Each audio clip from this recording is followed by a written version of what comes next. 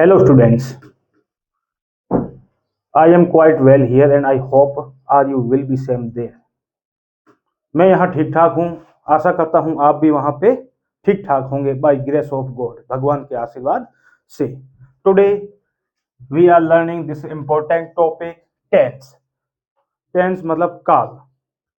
Tense tense means होता है काल। काल सामान्यतः कैजुअली तीन प्रकार के होते हैं: present tense, past tense and future tense. Present tense means वर्तमान काल, पास्ट टेंस नहीं भूतकाल, फ्यूचर काल नहीं फ्यूचर टेंस मतलब भविष्य काल।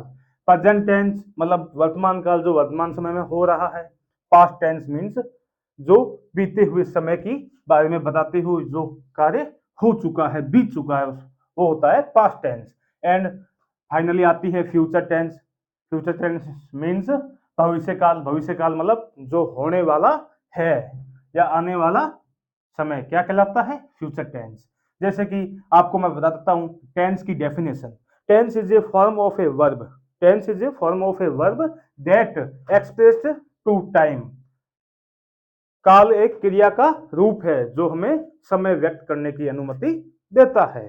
शुरुआत में देखो टेंस में तीन टाइप के होते हैं, इनमें भी चार भाग होते हैं। जैसे कि सर्वप्रथम देखो आप इंडेफिनेट जो कि अभी है वर्तमान में, कंटिन्यूस जो लगातार है, और परफेक्ट जो हो चुका है।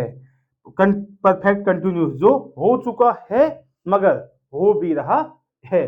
देखो इसमें प्रेजेंट इंडिपेंडेंट टेंस में पहले देखो डू या डज के साथ वर्ब की फर्स्ट फॉर्म लगेगी। यहाँ पे एस या ईएस का भी प्रयोग आप कर सकते हो। डू क्या होता है कि प्लूरल के साथ लगता है, जैसे कि पीपल, दे, आई, यू, इनके साथ डू का प्रयोग होता है, अदरवाइज डज। जैसे कि देखो सिंपल प्रेजेंट सिंपल टेंस में क्या कह रहा है? डू या डज के साथ एस या ईएस के साथ वर्ब की फर्स्ट फॉर्म का प्रयोग होता है, जैसे कि आई ईट। आगे देखो सिंपल पास्ट टेंस में क्या बता रहा है? डिड प्लस वर्ब की फर्स्ट फॉर्म। यदि डिड का आप यूज ना करते हुए यदि यहाँ पे आप वर्ब की सेकंड फॉर्म लगाते हैं तो भी आपकी पहचान सिंपल पास्ट टेंस में हो जाती है, जैसे कि आई एट। नेक्स्ट देखो सिंपल फ्यूचर में विल, सेल या वर्ब की फर्स्ट फॉर्म, या विल या सेल में से एक का प्रयोग करके उसके साथ वर्ब की फर्स्ट फॉर्म जुड़ जाती है, जैसे कि आई विल ईट, मैं खाना खाऊंगा। जैसे एस या ईएस का जहां भी आपको पहचान करनी होती है तो वहां पे आपको ये मालूम होना चाहिए कि ता ते ती का जहां कहीं भी प्रयोग होता है तो या एस या ईएस का यूज करना है उसके साथ वर्ब की फर्स्ट फॉर्म।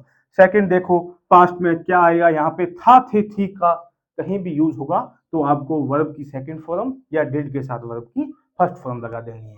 आगे देखो सिंपल फ्यूचर क्या कह रहा है? गा गे गी, जहां कहीं भी होगा विल सेल के साथ वर्ब की फर्स्ट फॉर्म लग जाएगी। नेक्स्ट देखो कंटिन्यूस प्रेजेंट टेंस क्या बता रहा है? Is am are plus I N G, verb के साथ आई एन जी जुड़ जाएगा, is am are plus I N G. जैसे कि फॉर ऑब्जेक्ट देखो ऑब्जेक्ट आई एम ईटिंग, मैं खाना खा रहा हूं। नेक्स्ट देखो पास्ट कंटिन्यूस टेंस में देखो क्या बता रहा है कि पास्ट कंटिन्यूस में बता रहा है was verb plus I N G. Was verb के साथ आई एन जी का प्रयोग होगा। आई वाज ईटिंग, मैं खाना खा रहा हूं, सॉरी मैं खाना खा रहा था। आगे देखो फ्यूचर कंटिन्यूस क्या कह रहा है? विल या shall plus be plus verb के साथ आईएनजी का प्रयोग होगा, जैसे कि आई विल बी ईटिंग, मैं खाना खा रहा हूंगा। नेक्स्ट देखो परफेक्ट प्रेजेंट टेंस क्या बता रहा है? परफेक्ट प्रेजेंट टेंस बता रहा है हैज या हैव के साथ वर्ब की थर्ड फॉर्म का यूज होगा, जैसे कि हमें पता है कि ईट का थर्ड फॉर्म क्या होता है? ईटन, ईट एट ईटन। जैसे कि हैव का प्रयोग हो गया आई हैव ईटन, मैं खाना खा चुका हूं। आगे देखो परफेक्ट पास्ट टेंस क्या बता रहा है? हेड के साथ वर्ब की थर्ड फॉर्म लगती है, जैसे कि हेड के साथ वर्ब की third form I had eaten, मैं खाना खा चुका था। नेक्स्ट देखो परफेक्ट फ्यूचर टेंस क्या बता रही है? विल सेल प्लस हैव के साथ वर्ब के साथ उसकी थर्ड फॉर्म जुड़ेगी, जैसे कि आई विल हैव ईटन, मैं खाना खाऊंगा, मैं खाना खाऊंगा। आगे इसमें आता है फ्यूचर में, मैंने पहले आपको बता दिया है गा गे गी का जहां कहीं भी प्रयोग हो तो आपको मान लेना है कि फ्यूचर टेंस है। और यदि पास्ट में मैंने पहले बताया है कि था थे थी का जहां कहीं भी प्रयोग हो तो आप पास्ट टेंस का यूज कर सकते हो। जैसे कि प्रेजेंट टेंस में मैंने आपको बताया था थे थी ये चीज हो। परफेक्ट कंटिन्यूअस टेंस क्या बता रही है प्रेजेंट में, has have plus been plus ING, यदि समय दे रखा हो तो सिंस या फॉर का उपयोग आपको करना है। जैसे कि देखो परफेक्ट कंटिन्यूअस प्रेजेंट में क्या बता रही है, has have plus been plus ING, यदि हमें समय दिया गया है तो सिंस या फॉर का यूज हमें करना है। जैसे I have been eating, I have been eating, मैं खाना खा रहा हूं, यदि समय का जिक्र होता है तो I have eating, I have been eating since 2 hours, मैं 2 घंटों से लगातार खाना खा रहा हूं। नेक्स्ट इसमें देखो परफेक्ट कंटिन्यूअस में पास्ट क्या बता रहा है, had been plus ING, verb के साथ क्या आईएनजी का प्रयोग होगा, हैड बीन प्लस वर्ब के साथ आईएनजी प्लस यदि समय दे रखा है तो सिंस या फॉर का यूज होगा। जैसे कि I had been eating, I had been eating since 2 hours, मैं 2 घंटों से खाना खा रहा हूं।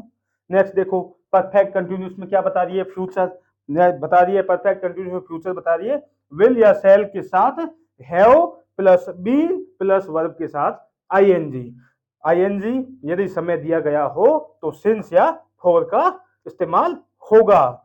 जैसे कि आई विल हैव ईटिंग, मैं खाना खा रहा हूं, यदि समय दिया गया हो तो सिंस या फॉर का आपको प्रयोग करना है।